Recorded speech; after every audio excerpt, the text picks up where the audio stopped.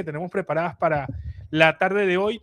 Y lo primero que tienes que saber es que tenemos un comunicado oficial de la vocería presidencial, la vocería del presidente Edmundo González Urrutia y de la líder de Venezuela y vicepresidenta designada María Corina Machado.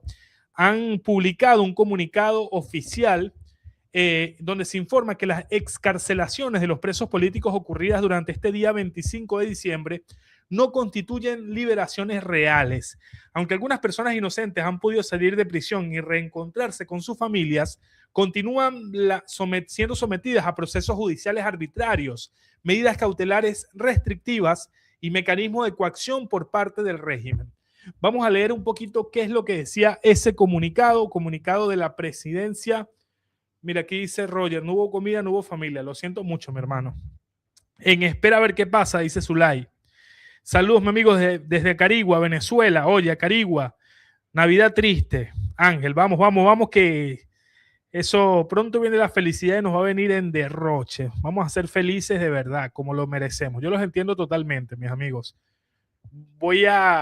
Les confieso, ¿no? Que yo sí tuve la oportunidad de estar con algunos familiares y la verdad es que igualmente sí se sentía ese vacío más.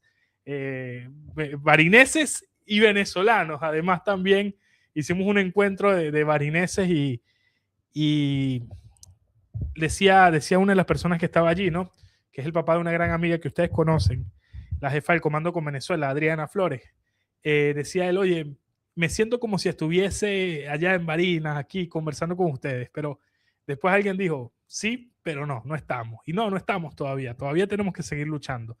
Fue una Navidad con un vacío en el corazón, ¿saben? Con ese vacío de no poder estar con tu familia, de no poder haber realizado ese reencuentro, pero al mismo tiempo ese vacío se llena al pasar con la convicción de que nosotros tenemos que seguir luchando para que ese abrazo que tal vez no se dio este 24 se dé lo más pronto posible en nuestras calles de Venezuela, ¿no? Es el vacío de no haber logrado, pero la convicción de que sí se va a lograr. Y eso es lo que nos motiva y lo que nos mueve a muchos todos los días, ¿no? No sé si están de acuerdo conmigo. No es igual, Rafa, yo te entiendo totalmente, no es igual para nada. Buenas tardes, ¿cómo están todos? Yera, buenas tardes a ti. Oye, dejen su like, ¿vale? Hay poquita gente conectada, bueno, yo los entiendo. Están de vacaciones, Venezuela no quiere saber mucho de noticias últimamente y eso está bien también, eso es normal y está bien, más cuando lo que fue el mes de noviembre y el mes de diciembre fue un bombardeo de noticias de que iban a tomar islas. O sea, yo la verdad es que a veces digo, admiro al venezolano, porque imagínense ustedes, yo me pongo, lo digo con mis amigos aquí, lo converso con las personas aquí en Argentina, pónganse en los zapatos del venezolano, miren lo que viven todos los venezolanos todos los días, con la expectativa del cambio político, teniendo esos barcos ahí al frente, sabiendo que van por ellos y que todavía no suceda, pero entonces te metes en las redes sociales y hay un montón de gente diciendo, no, que tomaron las islas, no sé qué, que te paran a las 2 de la mañana diciendo que sea. Es una situación límite lo que viven muchos de nuestros compañeros, nuestros amigos y compatriotas. Y es una situación que además también nos llama a la reflexión y a la empatía total. Pero bueno, saludos, ahí me están saludando desde España por privado. Vamos a leer el comunicado, mis amigos. Les dije, hoy va a ser una tarde más tranquilo, que tenemos días sin vernos. Bueno, oficina de la vocería de María Corina Machado y Edmundo González Urrutia.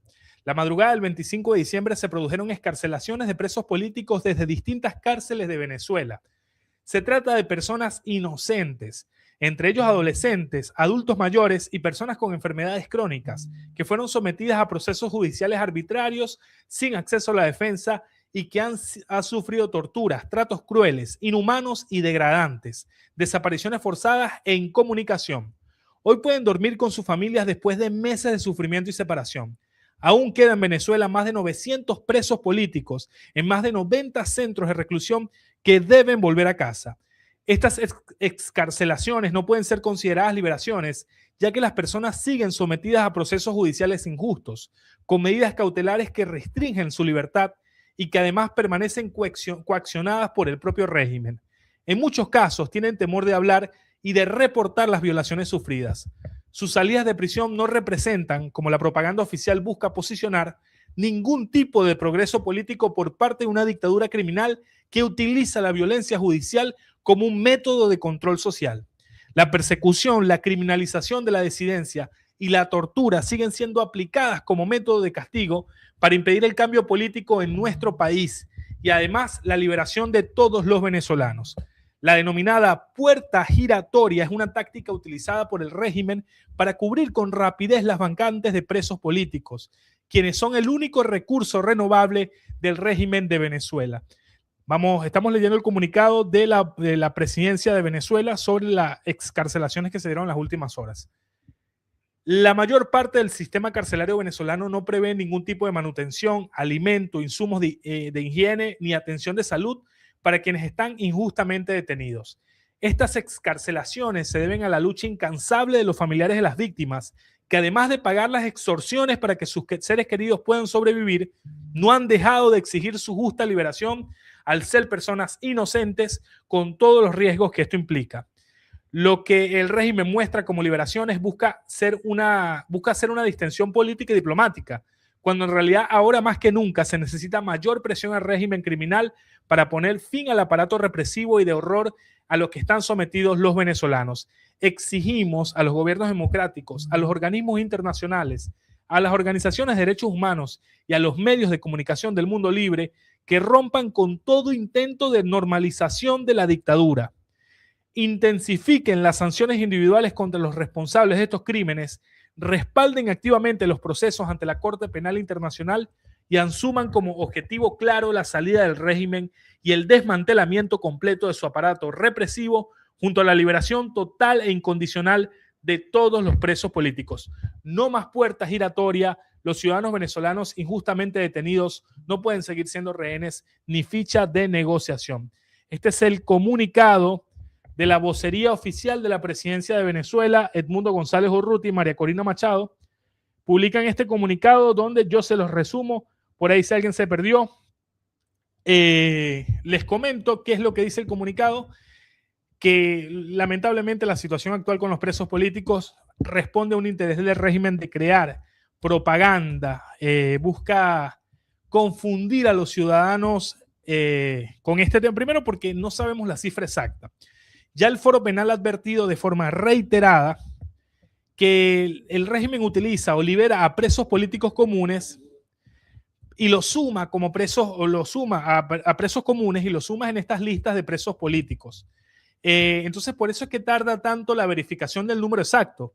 En un principio, el Comité por la Libertad de los Presos Políticos había confirmado hasta 75. Después, el Foro Penal recoge un poco la cifra y hace un rato nada más solo habían podido confirmar, escuchen bien, 52 excarcelaciones. Atentos, no son liberaciones, son excarcelaciones, porque esas personas siguen bajo régimen de presentación de régimen. Tienen que presentarse en tribunales, no pueden salir del país, tienen que seguir pagando, tienen que seguir avanzando en esos injustos expedientes judiciales que monta el régimen. Entonces, estamos muy lejos realmente, pero muy lejos realmente de que sean liberaciones. Simplemente es como lo dice el propio comunicado de la presidencia electa, estamos hablando de la puerta giratoria del régimen. Salen unos, entran 10 más. Por cada uno que sale, entran 10 más. Y bueno, no podemos ignorar ese hecho. Amigos, vámonos a conectar ahora con NTN24. Está hablando en estos momentos el comandante Jesús Romero. Está haciendo un análisis, por así decirlo, una ponderación de lo que ha sido el despliegue militar de los Estados Unidos en el Mar Caribe. A mí me interesa escucharlo, la verdad. Creo que de todos los analistas del mundo militar estadounidense, este es el más serio. Vamos a conectarnos un ratito si lo vemos en vivo, ¿sí? Escuchamos un poquito. Tengo mucha información que contarte hoy. No te me vayas, pero no quiero perdernos esto. Así que nada, quédate, deja tu like. Si estás viendo esto por X, dale RT, ponle el corazoncito, tú sabes muy bien. Vamos a escuchar qué es lo que dice el comandante Jesús Romero. Yo creo que uno de los expertos más importantes en este tema hoy por hoy. Vamos a escucharlo. Toneladas de cocaína a los Estados Unidos. Experiencia que plasmó en su libro Vuelo Final, La Reina del Aire, que me ha traído y ahora vamos a hablar del libro. Quiero darle la bienvenida, muchísimas gracias. Qué gusto tenerle aquí en el estudio. Para mí es un gran placer y honor estar contigo el día de hoy. No, qué bueno, sobre todo en estas fechas que son tan complicadas para movilizarse y para que la gente llegue al estudio, así que se lo agradezco doblemente. Bienvenido. Comencemos Esta nota que teníamos antes hablaba de todo este despliegue militar en aguas del Caribe. Lo que hay, lo que no hay, lo que se ha movilizado, el portaaviones, los F-35, los B-1, los B-52 y toda esta cantidad de unidades de las que hemos tenido que aprender, por cierto. ¿Para qué? Cuando han pasado más de 3 meses y en perspectiva uno voltea, ¿para qué? Bueno, yo creo que primero principal tenemos que recordarnos de que el contingente militar que se encuentra en la cuenca del Caribe responde directamente a la campaña electoral presidencial del presidente Trump, donde dice que hay que vigilar por la seguridad de los Estados Unidos. Y uno de los grandes problemas era la frontera y seguidamente era el narcotráfico dirigido hacia los Estados Unidos. De esa manera, la administración del presidente Trump logra hacer algo que no se ha hecho en los últimos 25 o 30 años. La administración del presidente Trump decide de que ya era momento de colocar un contingente militar para bloquear lo que es el flujo de narcotráfico dirigido hacia los Estados Unidos y también para neutralizar las actividades aquellas que vienen directamente de los carteles. Sobre todo del cartel de los soles. Es decir, hay una lucha contra el narcotráfico, hay que bloquear esta actividad, pero en el centro de todo esto también está el cartel de los soles y también está Nicolás Maduro. Bueno, de hecho, lo que estamos haciendo ahora es, estamos viendo todo el peso y el poder del gobierno norteamericano que se concentra básicamente en una cosa. Eso es interrumpir el flujo de dinero que hace y se gana por medio de las actividades ilícitas del narcotráfico. Y segundo, hemos visto algo que nunca ha sucedido en el pasado, por lo menos no en el hemisferio occidental, y eso sería las sanciones que se han puesto sobre lo que es la industria del petróleo del mercado negro. Ahora lo que está sucediendo con todo el peso del gobierno norteamericano es que por primera vez en la historia se le previene que gane dinero proveniente de actividades ilícitas a Nicolás Maduro y el cartel de los soles. Este flujo de dinero, digamos que se le está acercando, cortando, bloqueando a Maduro y al régimen proveniente del narcotráfico, al que podemos sumar el flujo que se bloquea por el petróleo en la flota fantasma, ¿es realmente importante para el régimen? Este es posiblemente la habilidad de ellos de hacer el dinero más rápido y más grande que cuenta el régimen de Nicolás Maduro y el cartel de los soles. Ese es un dinero que va directamente para comprar favores, compra elecciones en países como lo son México, como lo es Honduras, como lo hemos visto ya por parte de este régimen que lo que hace es comprar para prevenir de que de alguna manera la administración del presidente Trump logre sacarlos por la fuerza o por motivado. Ahora, fíjese una cosa. Si hacemos un balance de lo que se ha informado hasta ahora, vamos a ver el gráfico. Lo que se ha hecho público tiene que ver con 30 botes destruidos y 105 narcoterroristas abatidos. Yo quiero preguntarle algo. Esto es lo público. Esto es lo que se informa, lo que se sabe. Esto no puede ser solo el balance de lo que hace toda esa flota desplegada en el Caribe. Bueno, directamente habría que recordar de que lo que estamos viendo acá parte del primer objetivo donde se levantó lo que fue la Fuerza de Tarea en Conjunto en el Caribe. Uno de ellos, el primer objetivo era de prevenir el flujo del narcotráfico dirigido hacia los Estados Unidos. Lo que no vemos acá es el daño de que se le hace directamente a estas organizaciones transnacionales que previene de que Nicolás Maduro y el cartel de los soles puedan tener ese dinero para seguir comprando favores, para seguir apoyando gobiernos socialistas, izquierdistas, que son los que mantienen vivo el propio cartel de los soles. Esa es la gran historia. Ok. Ahora, Tengo varios puntos, tengo dividido esto y quiero aprovechar el tiempo. Alguna vez usted me contó que había estado en un portaaviones. Lo recuerdo cuando el Gerald Ford estaba llegando a aguas del Caribe, tuve la oportunidad de que conversáramos y usted me contó que había estado allí. No en ese, en otro, el American, si no recuerdo mal. ¿Cómo es la vida en un portaaviones? Es decir, en una misión de estas, ¿hay a quien le parece exagerado trasladar un portaaviones como el Gerald Ford a aguas del Caribe para esto? ¿Es realmente exagerado? ¿Qué hay? ¿Qué se vive? ¿Qué se hace desde allí? Yo creo que es importante hablar sobre cómo es la vida a bordo de un portaavión. Primero, principal, vivir en un portaavión es vivir como en una ciudad, en un pueblo, donde el capitán del portaavión es básicamente el alcalde. Y debajo de ese pequeño ambiente de un cósmico del otro mundo, primero y principal estamos ahí pendiente por cualquier tipo de conflicto internacional donde el presidente de los Estados Unidos, cuando indique, nosotros estaremos activados para cualquier tipo de curso de acción sea necesario. Cuando la gente me pregunta, ¿es necesario un contingente militar del tamaño de que tenemos en el Caribe? Yo les voy a decir de mi propia experiencia. Yo estuve asignado en Guatemala desde el 2017 al 2022 y yo personalmente vi miles de cientos de lanchas, de semisumergibles, de aviones quienes estaban llevando droga dirigido tanto de Venezuela como de Colombia, de Ecuador, dirigido hacia los Estados Unidos por medio de Centroamérica y el Caribe. Y yo no les puedo dar una suficiente idea del daño, de la violencia que causa el narcotráfico.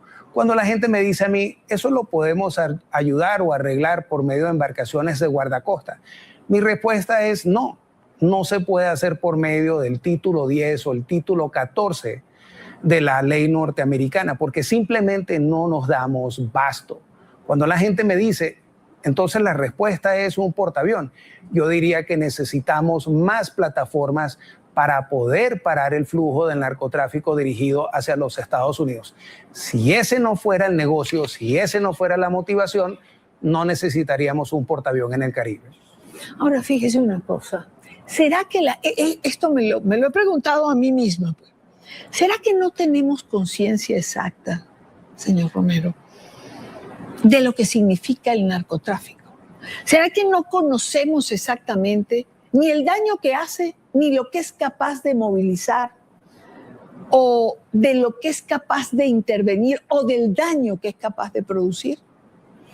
El narcotráfico de hoy en día de ninguna manera es igual o similar o ni siquiera cerca de lo que fue el narcotráfico debajo del puño y la mano del propio Pablo Escobar.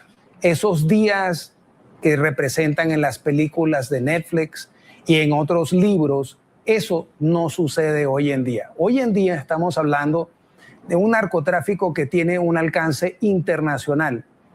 De hecho, se extiende adentro de políticas, se extiende adentro de gobiernos. Lo que hace es corromper y dejar muerte por donde quiera que pase. No nos olvidemos que esta vez ya es diferente. Ya los narcotraficantes, las organizaciones transnacionales han encontrado un ancla en un estado que se llama Venezuela. Esa es la gran diferencia. Por primera vez en la historia tenemos un narcoestado que tiene relaciones directamente con organizaciones terroristas como lo es Boko Haram y la propia ISIS. Si esto es así, ¿cómo llegamos hasta aquí? Es decir, no lo vimos, la inteligencia no detectó el camino por donde todo esto iba, el sendero que tomaba Venezuela, el poder que iba adquiriendo en cada paso que daba el narcorrégimen. ¿No lo vimos venir? Esa es una de las mejores preguntas que me han hecho hasta ahora. Y la respuesta es simple, pero un poco compleja. En Estados Unidos, el gobierno norteamericano dejó de verdad realmente de pelear lo que era la guerra contra el narcotráfico. Y eso no es de ahora, ahí hay que decirlo. Esto tiene más de 30 años en lo que está sucediendo hoy en día. Los Estados Unidos, el público norteamericano, de verdad realmente no digiría la guerra contra el narcotráfico. Y eso ha llevado por lo largo y ancho de lo que es la guerra contra el narcotráfico a que la propia política norteamericana esté un poco desinteresada. Nosotros, lo que hemos liberado la pelea contra el narcotráfico, hemos pedido un SOS, hemos pedido una ayuda al gobierno norteamericano para poder llevar adelante esta pelea. Y simplemente el gobierno norteamericano hizo caso omiso. Debajo de la administración del propio presidente Biden, definitivamente que la política contra el narcotráfico se cayó y simplemente no dieron caso. ¿Cuándo se toma realmente cartas en el asunto? O sea, ¿cuándo la administración, cualquiera de la que haya sido, se plantea o pone sobre la mesa, esto ya se nos hizo inmanejable, hay que hacer algo? Nosotros sabemos de que en el mejor año de nosotros, con todas las plataformas que tenemos para liberar lo que es la guerra directa y frontal contra el narcotráfico, el mejor del año fue del año 2025, que va por los Estados Unidos desde septiembre del 2024 hasta octubre del 2025. Nosotros tenemos los mejores números en la historia de la guerra del narcotráfico. De hecho, se incautó más o menos 420 toneladas de cocaína, de acuerdo a los propios estimados de los norteamericanos. Y vamos a decir de que esos 420 toneladas no se hizo ningún tipo de efecto para que parara el flujo dirigido directamente hacia los Estados Unidos. Y de hecho, la causa de eso son cientos y miles de norteamericanos quienes han muerto. Primero y principal por la mezcla de la cocaína con el fentanilo. Ahora,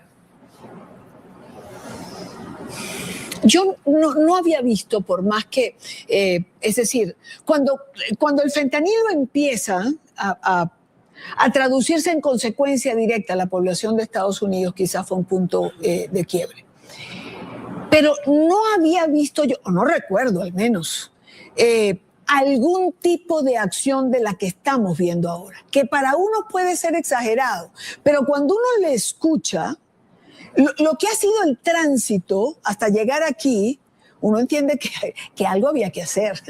O sea, que cada administración lo habrá enfocado de alguna manera, pero acciones había que tomar.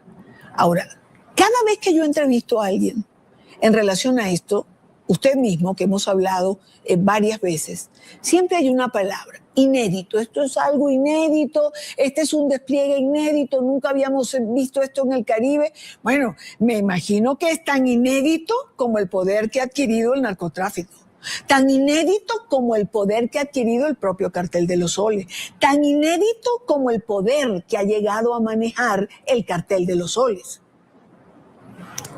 Vamos a empezar por una pequeña historia que creo que es importante para todo el mundo que está viendo este programa.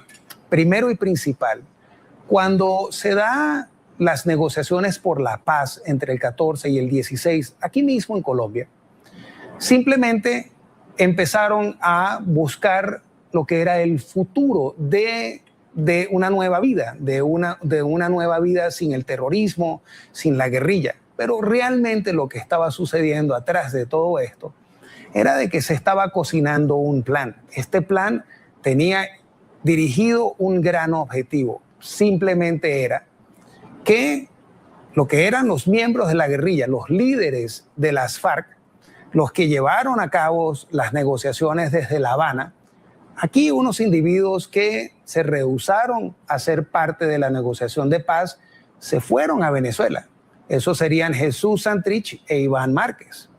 Ellos fueron los que llevaron a cabo la negociación, la coordinación, la transportación de cientos de toneladas de cocaína que por parte de la negociación de paz lo que hizo fue incrementar la producción de cocaína que se necesitaba para poder mezclar con el fentanilo para que no estuviese matando tantos ciudadanos americanos.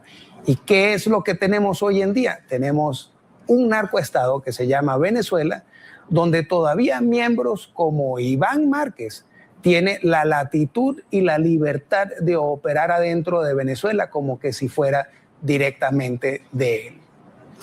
Cuando llegamos a este punto, señor Romero, es donde uno pregunta, quizá donde uno entiende lo que está pasando. Y es quizás cuando uno entiende también la respuesta que cuando yo pregunto me dan, algo va a pasar, de eso no hay ninguna duda. La historia es cuándo, y siempre lo digo. A ver, uno quisiera que el tiempo fuese más rápido, pero evidentemente Estados Unidos no se puede permitir. Si en Venezuela sigue operando este narcoestado, es imposible ir contra todo lo demás, ¿o no? Bueno, realmente el problema que tenemos ahora mismo en los Estados Unidos es de que en efecto todavía sigue las actividades de las organizaciones transnacionales quienes operan no solamente de Venezuela, hay que decirlo, operan adentro de los Estados Unidos, de México, de Honduras, de Guatemala, Belice, Ecuador. Y todo esto es una gran máquina para poder enviar estos grandes cargamentos de cocaína hacia los Estados Unidos. El presidente Trump ha llevado a cabo un gran proyecto, ha llevado un gran esfuerzo que primero es articular lo que significa el problema y la amenaza que significan los carteles y el cartel de los soles y Venezuela como un país, como un narcoestado.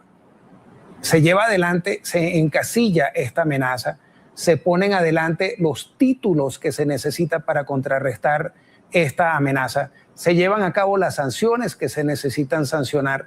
El presidente tiene el despliegue militar más grande en la historia después de la Segunda Guerra Mundial.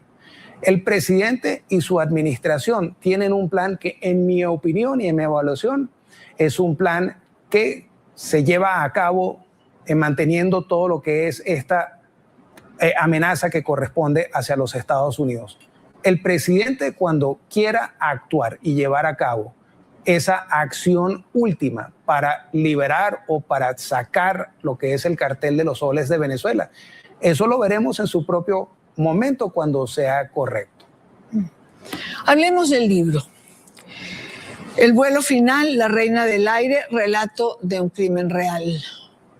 Aquí estoy. Aquí lo tengo. ¿Qué tenemos en este libro? Que le agradezco mucho que me lo traiga. Ese libro me lo voy a llevar de viaje. Bueno, aquí lo que tienes es una evidencia de una investigación que se llevó a cabo contra una organización criminal quien estaba prestando aviones norteamericanos con matrículas norteamericanas en manos de los carteles mexicanos y el cartel de Venezuela, el cartel de los soles. Este libro deja en evidencia toda la labor, todo el trabajo que hicieron cientos y miles de analistas, investigadores, agentes, quienes pudieron llevar a cabo tal nivel de operación de que se terminó y contrarrestó lo que era la amenaza del cartel de los soles enviando aviones cargados de cocaína de dos puntos de Venezuela, el Catatumbo y de Apure. Esta es la evidencia que existe hoy en día, el cual tiene un caso que está pendiente en el Distrito Sur de Nueva York. Cuando la gente dice que el cartel de los soles no existe, ustedes solamente tienen que ver y leer el libro El vuelo final, La Reina del Aire. Y verán, yo no creo que a estas alturas, aunque uno se pregunta, ¿de verdad hay alguien que pueda dudar que el cartel de los soles exista? ¿De verdad hay quien piensa que no? Ahora mismo vemos miembros del Congreso norteamericano, vemos senadores, representantes, vemos también miembros de la comunidad internacional, de las Naciones Unidas, de organizaciones también como CARICOM, como la CELAC, que dicen de que el cartel de los soles no existe. Pero nosotros sabemos de que hay una investigación Existen cargos contra miembros del Cartel de los Soles en pie y también tenemos 2 generales venezolanos quienes están cumpliendo una condena por su trabajo y posición dentro del Cartel de los Soles. Ahora, de cara al 2026, prometo leer el libro y conversamos en detalle sobre esto. De cara al 2026, ¿qué es lo importante? Dado o desde su experiencia, ¿hacia dónde vamos? ¿Cuál es el camino? Bueno, yo le diría primero principal al Cartel de los Soles de que nosotros, basado bajo mi experiencia, cuando yo estuve en Bosnia, yo serví en la guerra de Bosnia. Yo estuve desplegado en el Adriático por 2 años antes de entrar en conflicto armado en Bosnia. Los Estados Unidos, cuando lleva a cabo este tipo de trabajo, es porque tiene un objetivo final. Y ese objetivo final, yo estoy seguro de que la administración del presidente Trump, en su momento, cuando sea necesario, llevará a cabo ese final. El Congreso de los Estados Unidos, siempre hubo un punto de coincidencia en el Congreso de los Estados Unidos. Y ese punto de coincidencia entre demócratas y republicanos fue Venezuela. ¿Por qué en este momento causa escozor o causa fricción, digamos, el despliegue del presidente Trump? A mí me parece que parte del problema de la incongruencia que existe entre los republicanos y los demócratas es debajo de la administración del presidente Biden, que debajo del liderazgo de la Seguridad Nacional de los Estados Unidos, Juan Sebastián González, quien llevó a cabo todas las negociaciones directamente entre Venezuela y los Estados Unidos, a mí me parece que aquí habían una serie de negociaciones mucho más allá que simplemente las elecciones del 2024. A mí me parece de que todavía aún, de acuerdo a las propias palabras de Juan Sebastián González recientemente, que él dice que debajo de el plan que ellos llevaban a cabo de que Venezuela en algún momento debería de ser libre y democrático. Yo lo que veo es que estamos ahora en el 2025 hacia el 2026 y lo que ha hecho la administración del presidente Trump es corregir una diplomacia fallida y una política hacia Venezuela, la cual lo que hizo fue llevar a Venezuela más hacia la miseria y más hacia el apoyo del Cartel de los Soles. Juan González, siempre que se habla de Venezuela y de todo esto, de dónde estamos o de el tránsito, que esto siempre aparece el nombre de Juan González. ¿Por qué? Bueno, porque Juan González es el arquitecto. Él fue el que diseñó la política de Estados Unidos hacia Venezuela. Y recordemos de que esto no nació ahora con la administración de Biden. Juan González es un pupilo de la administración del presidente Obama, que de hecho la misma política fallida debajo de la presidencia Obama es la que se estaba llevando debajo de la presidencia Biden. Y lo único que hemos tenido de respuesta como el estado final de esa política es que Venezuela se cayó más adentro de una organización transnacional que ahora tiene rehenes quienes están doblegando al público venezolano simplemente para mantenerse ellos en pie. Pues yo quiero darle las gracias a Jesús Romero, exalto oficial de Inteligencia Naval de los Estados Unidos. Gracias por estar con nosotros hoy, gracias por compartir. Oye, estuvo buenísima esta entrevista, ¿no? Estuvo muy, muy buena. 5:52 en toda Venezuela. Hoy 27 de diciembre del año 2025, sábado 27 de diciembre del año 2025, si no me equivoco es el último sábado de este año. Y bueno, acabamos de escuchar al comandante Jesús Romero que hizo una explicación muy amplia y muy concreta de qué es lo que está pasando en estos momentos en el Mar Caribe y además nos deja un mensaje muy esperanzador también sobre que la acción, esa acción que tanto discutimos, que tanto hablamos, si viene o no viene, sí va a pasar. Y viene muy pronto. Así que nada, me pareció excelente. Bueno, Gidania Chirinos, una de las mejores periodistas de América Latina y venezolana, talento del Zulia. Amigos, pero vamos a seguir nosotros con lo que tenemos previsto para hoy. Gracias a todos los que se están sumando. ¿Cuántas personas están por allí? Hoy les hice una encuesta, ¿no? De cara a este año. 1200, muy bien, excelente, bienvenidos. Bienvenidos todos. De cara a lo que viene para este año 2026, les pregunté, ¿no? ¿Cuál es tu principal preocupación de cara al 2026? Y las opciones son muy sencillas. Una expectativa del cambio político, me preocupa la economía, la inseguridad u otro tema, no responde. ¿Cuál de estas tres cosas es lo que más te preocupa para el 2026 de cara a este año que está a punto de empezar? Quiero leerlos allí también. Quiero que me cuenten, excelente entrevista, qué bueno. Quiero que me cuenten cómo pasaron esa Navidad. ¿Estuvieron en familia? ¿Estuvieron solos? ¿Cómo estuvo eso también? Quiero leerlos. ¿Y cómo está? ¿Y cómo sienten ustedes a Venezuela? ¿Cómo sienten al venezolano por estas horas? En estos días que siempre son difíciles, son complicados porque son días familiares. Son días en los que es inevitable que no te haga falta la abuela, la mamá, el tío, la prima, el primo. Son días muy complicados para el corazón de los venezolanos. Cuando emigras, las fiestas tienden a ser, la Navidad y el año y el fin de año tienden a ser muy difícil. Pero bueno, ya falta muy poco para que eso cambie para siempre. Miren, este mensaje de Orlando Bendaño, ¿no? Uno de los sobrevivientes de una de las narcolanchas hundidas por Estados Unidos es Andrés Fernando Tufiño, un narcotraficante que ya se había declarado culpable de tráfico de cocaína en 2021 y que sirvió más de 3 años en una prisión estadounidense.